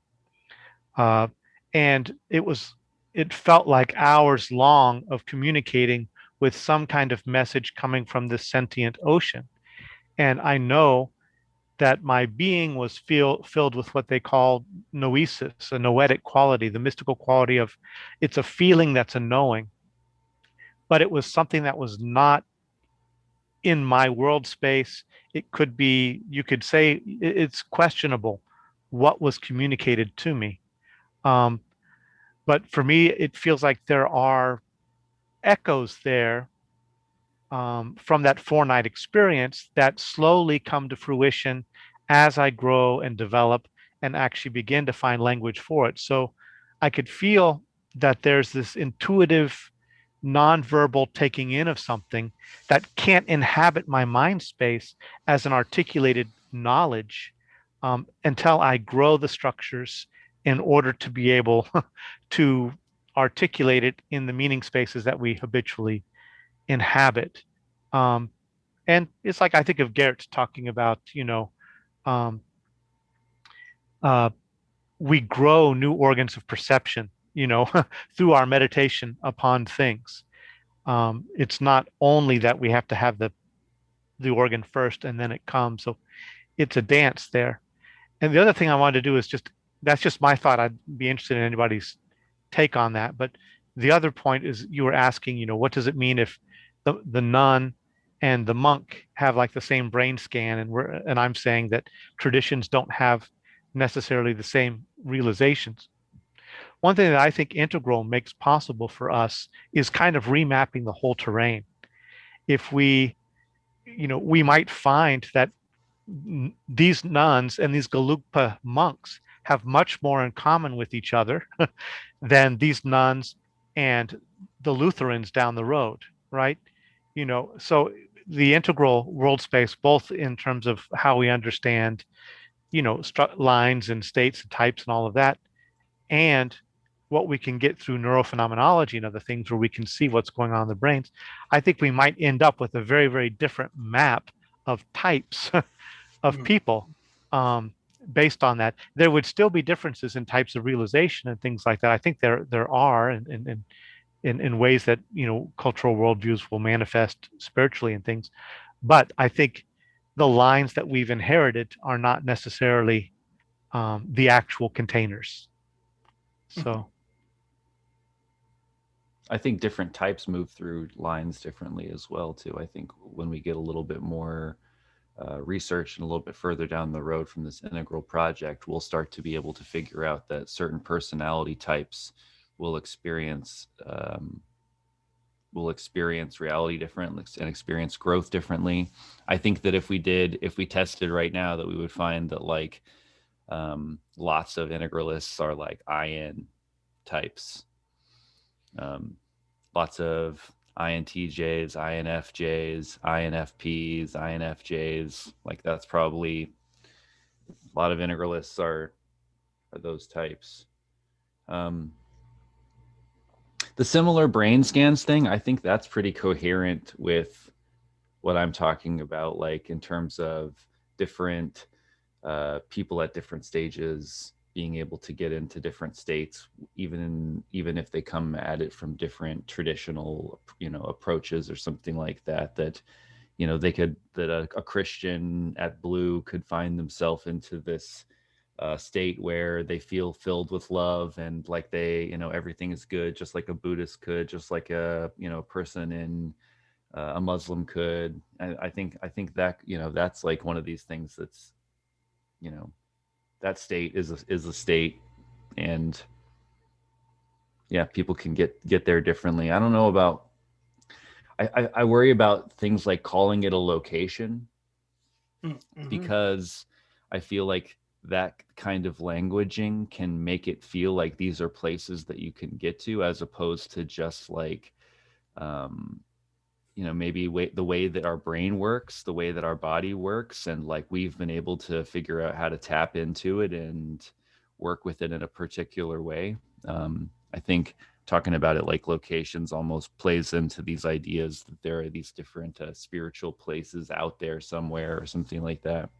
Um, in terms of Bruce's experience, um, I think it's a way of thinking about the experience to say that there is a deeper meaning in there to be grasped, and that it's something that you need to grow into. Is even a way of thinking about it, or like thinking about it as part of an unfolding spiritual development, like another note in the song or something like this. That I mean, that's a way of thinking about it. Deciding that it has meaning, and then of course later, I like this quote about prophecies that sometimes I would use when someone talks about predicting things. Like I say, I don't know where it came from, but it's prophecies are vague, poetic arrows shot at the wall for future believers to paint targets around. Um, so I think maybe something like that, where it's like, if we decide that this thing has meaning, then we'll figure out a way to read meaning into it.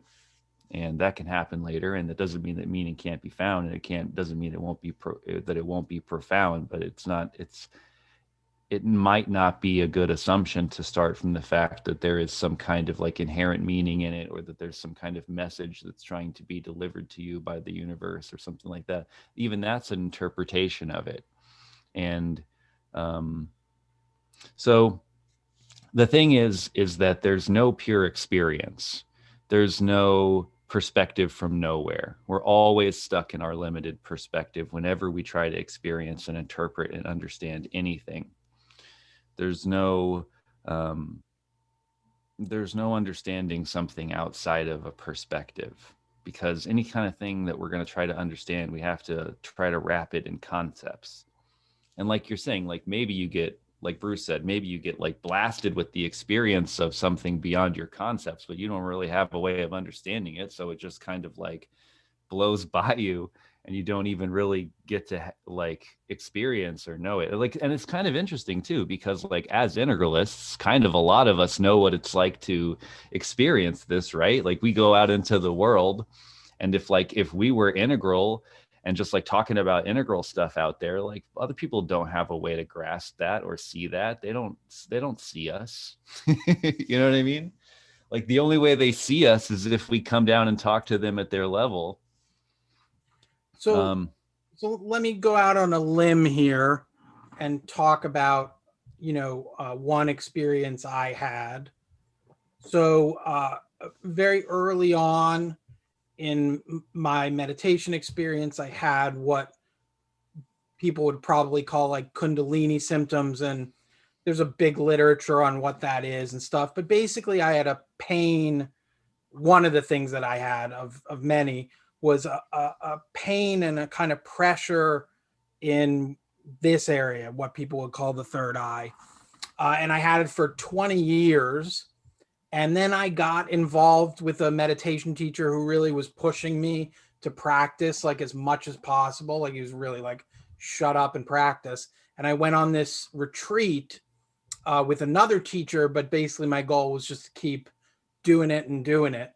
And I was lying in the bed on a break one morning. I was doing my meditation exercise that I was doing.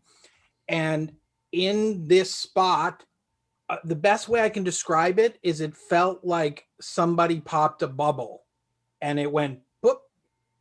And I would describe the experience as like up in front of me, all now I was really aware of what I might call space or spaciousness.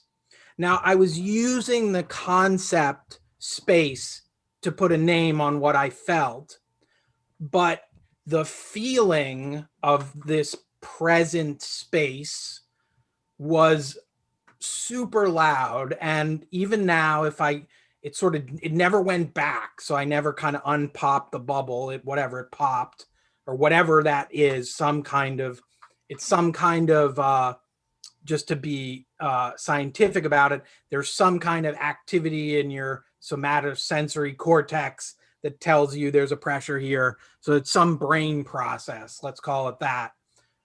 But if I tune back in, I can feel that space. But the word space doesn't need to constantly be there for me to feel that feeling. I might say spaciousness, but then it's like I've stepped into the water really, and I'm just flowing through it. And and so there is a conceptual framework somewhere underneath the experience. and a Right, and it way sounds that like you're framing it as a spiritual experience. I'm over here wondering if you're okay. Like maybe we need to get some yes, kind of brain scan on you and see if something happened in there. yes. Now I would say what we would do to actually argue that is we would go to the literature that is on meditative development and look to see from experiences who would describe these experiences, and turns out a lot of people do. So and people who are like very modern, like Shinzen Young will give a talk on like the energy in the body and The third eye bubble popping. third eye bubble popping. But we could do it by a community of the adequate to say. We could also say, yeah, I theoretically lost my mind for a moment. Um, but I guess what I'm saying is like that's an experience, and it was really one of the first where I was like, whoa, this is so much bigger feeling than the word. Yeah. And it hasn't, although I don't have access to that experience under a lot of stress. Mm-hmm. I have access when I'm not stressed out, and it's a it's a nice, interesting feeling. I think it connects to maybe some things that are growth orientated, so I do have concepts around it. But again, it's like I can feel, I can imagine myself in Bruce's moment, like with the Yeah. ocean, and perceiving that there is a kind of knowingness that wants to be there. There's something to Yeah. learn. So again, it's not that I we, mean, I've had some spiritual experiences too. Like, and when I made this video, I explicitly was trying to avoid going like because so many times when you hear people talking about enlightenment or about these kinds of things, it's like, let me tell you my personal testimony, right? Like like so often, right? And so I was really wanting to talk about enlightenment as it shows up through different stages of development and how it might show up in different worldviews, and how um, there can be this sort of universal aspect to it that can show up in these different ways, and kind of try to weave these things together and draw a path of how we can maybe grow up through different traditions, or how you can think about unity in different kinds of ways. And I was really trying to avoid talking about states. And in particular, like, I mean, I know that a lot of people talk about those kinds of things, and there's also lots of talk about the benefits of state training, be it psychological or things like this. So I kind of was just sort of kind of leaving that stuff off the table. Like, it's been covered. Most people know about this stuff. I don't, but the other thing that I kind of want to say is that I grew up in a really religious home, and my parents went to Christian churches. My mom speaks in tongues. I've like seen I've seen some crazy shit. Okay, like just in that tradition, yep, right? And I know how seriously these people take their state experiences. And one of the early things for me in kind of like coming out of this stuff and waking up was in part realizing, okay, well, their translation of their experience is not necessarily the only one. And the fact that they're saying that it's important or that it means this and that is like not necessarily the case. Like they might be, working themselves up into this state, and it does like these kinds of amazing things. So maybe there's ways that we can, hack our own psychology or hack our own neurobiology. And, I mean, I myself have had these yeah, powerful religious experiences as a Christian, been like, holy crap, like I have experienced the love of God. You're not going to tell me that I haven't. And I understand why Christians say that they believe what they do based on their experience. Like, I understand it firsthand. And yeah, I've had amazing psychedelic experiences, of absolute connectedness. And, like I've meditated on psychedelics and had nirvikalpa samadhi and like been there. And it's like, Yeah, it's amazing. It's powerful. It's life-changing. Um, and yeah, I would say there were times when I was just filled with love and like nothing in the world's going to get me down. And I mean, even now, like I would say like I'm kind of a rock. Like bad shit happens, I'm making the best of it. Good shit happens, I'm not really getting that excited about it necessarily. I'm just happy to be here. I'm along for the ride. Like I'll have super stressful stuff happen in my life and people will come and like lean on me, so it's not to say that like, like, but I wouldn't say that I never get upset or that I never have bad feelings or something. Like I like that like hurts more, it bothers you less thing, where Sure. it's like I actually do feel like a lot of heaviness on me a lot of the time, even though I also feel kind of, at peace and free and light. Like it's kind of paradoxical, if anything. Like, um, but yeah, I mean, Yeah, I so I would say, sharing first person experiences is uh yeah, is sometimes unnecessary, but I would say it's more necessary when you're talking about things that are unusual. So if I were to just say, yeah, there was a long period of my life where I experienced depression, most of the audience is going to be like, okay, I know what depression feels like. I could elaborate on my specific depression, but I can also just capture that word and trust that people are going to know about it.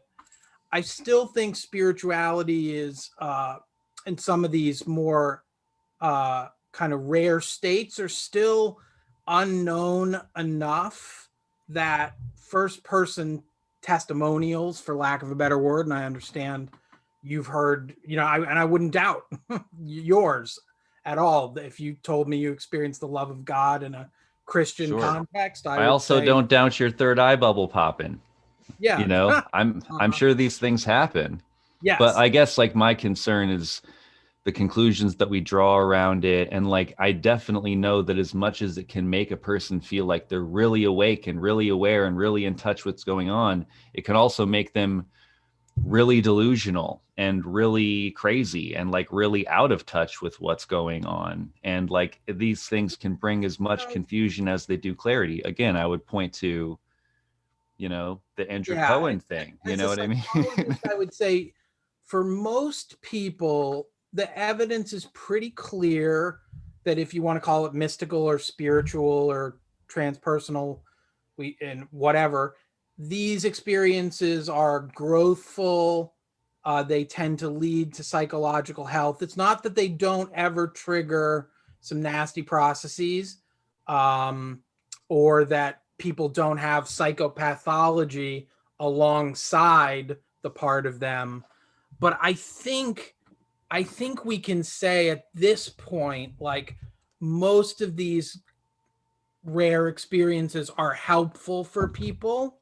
I Uh, think it depends on interpretation, man. It okay. really depends on what you do with it and how you frame it and what you think about it. Because like it could be growthful, it could be really helpful, or it could, fuel some kind of narcissistic, like I'm the one true one, and that could be coming from a very sincere place. It's Yeah. not to say that these people are like inherently fucked up or that they're coming from a bad place. Like I think, I've known people at Green, a lot of people at Green who I now think are, doing better. And like it's a very common experience that people at Green like think that they're the Messiah or think that they're Jesus or think that they're Buddha. And I mean, because metaphorically they kind of are, but not just them.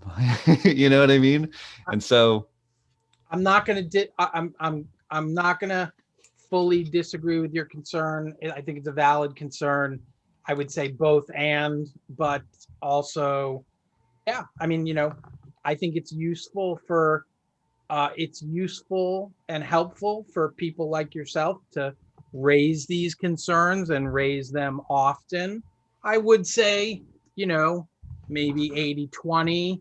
Maybe there's a balance in there to be found, but yeah, I and think maybe it's it's a context legitimate dependent part. too, maybe in some Yep. situations it's better to emphasize the worry more than the excitement, and Yep. maybe in some situations it's more better to focus on the excitement about how cool this is going to be than it is to be worried about it, you Yeah, know. and there's your spiral wizardry trying to figure out in any moment what is the right thing to challenge and what is the right thing to support. I am actually coming up against my limit. Well, I think that's a good place to leave it in general, is that, like, yeah, there's good things going on here. You know, there's it's worth being excited about getting into enlightenment and state training and the experiences that you can have for that. And there's plenty of potential for growth and stuff, but we also need to be careful about how we hold these things and integrate them, and the meanings that we draw from them, and the conclusions that we come to. And really, there's probably more of a conversation to be had about working around the details around a lot of this stuff, but I feel like at least we've put a good amount on the table here and worked through it. Yeah, and it also really depends. Are we talking about the new integral society, or are we having a maybe an inside baseball talk about higher states and stages? And if we're talking about the integral society, this stuff uh, steps into the background skillfully so that we don't, we're not talking about esoterica to people. We're talking about, multi perspectival problems and solutions, if that's what's called for. So Some of our audience has been complaining that this was not debatey enough. Um, so, concluding, I will ask David, because he's been concerned about allowing for certain kind of spiritual wiggle room or interpretations outside of a physicalist account as dangerous. I would say, do you have empirical support for that, or is that anecdotal based on experience and reacting to fundamentalist church experience? And related to that, is there And any indication that that is any more so than if you can see also atrocities flowing out of materialist worldviews? In other words, is it really the content, or is it how it's held and interpreted and deployed? yeah, I think this is maybe the only other point that we didn't get to that I might have wanted to touch on a little bit, because like when I heard you talking about it before, I talk about the poetry cashing out, especially in regard with what we say about what we know about science, right? This is kind of the quote. First of all, like, I want to say that when I talk about realizing, that all we have is poetry and metaphor at these higher stages, I'm talking about science in that regard too, right? Like, that these are all human terms we've used to be able to try and talk about things. That Nietzsche quote that what then is truth? A vast mobile army of metaphors, metonyms, and anthropomorphisms. Like, all we have is poetry, and so that applies to science as well. It's just that science, and the language structure, the way that it's tried to set itself up, is that it tries to be very consistent with itself and with its terminology, and very accurate in terms of what it can prove, and how those symbols cash out. It's kind of as far as language games go, it's trying very hard to make those symbols be as almost like mathematical as possible, so we can actually get on the same page about stuff. But in general, when I'm talking about poetry cashing out, it doesn't necessarily have to cash out in accord with science, right?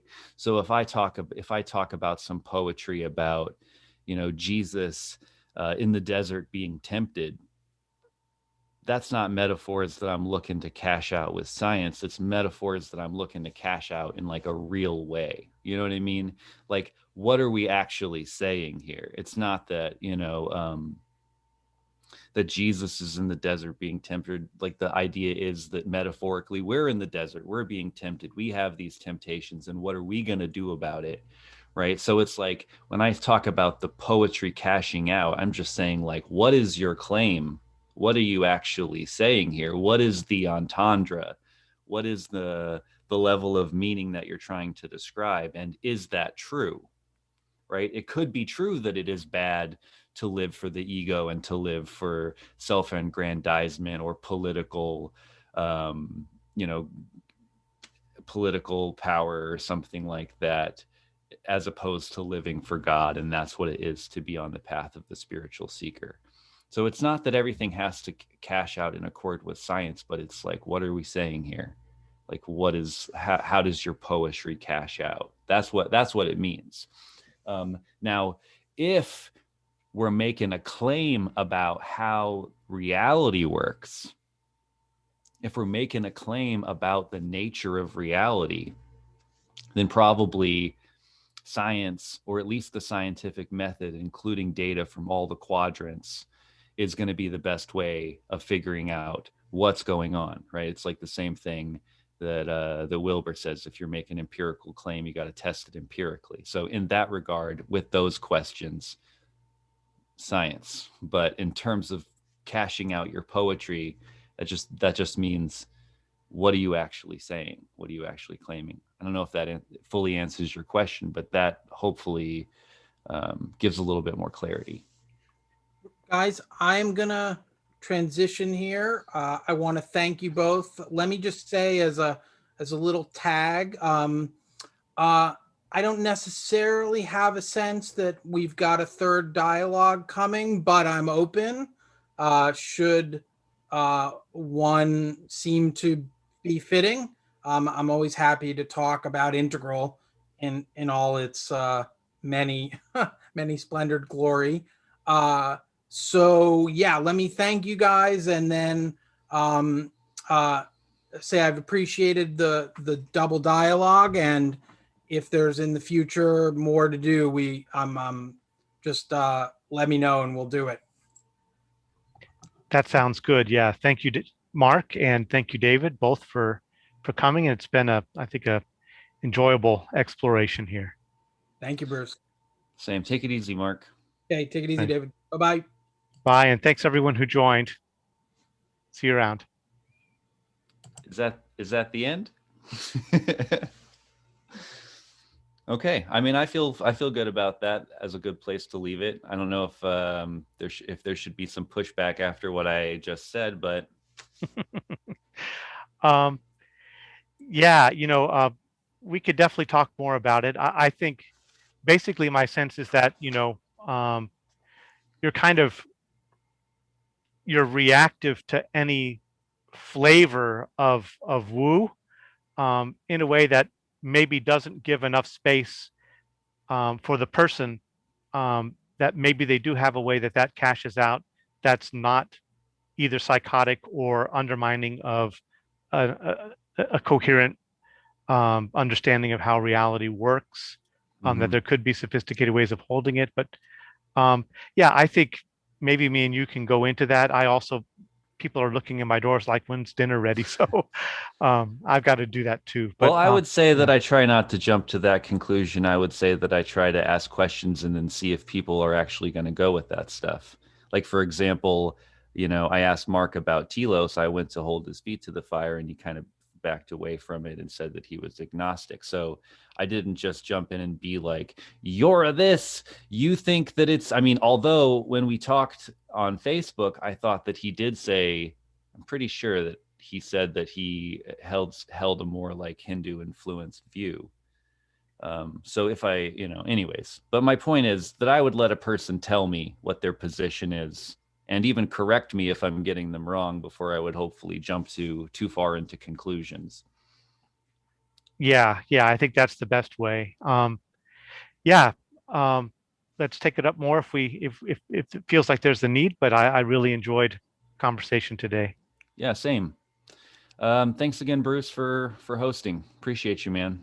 You too. All right, take care. Take it easy. Enjoy your dinner. You too. Bye.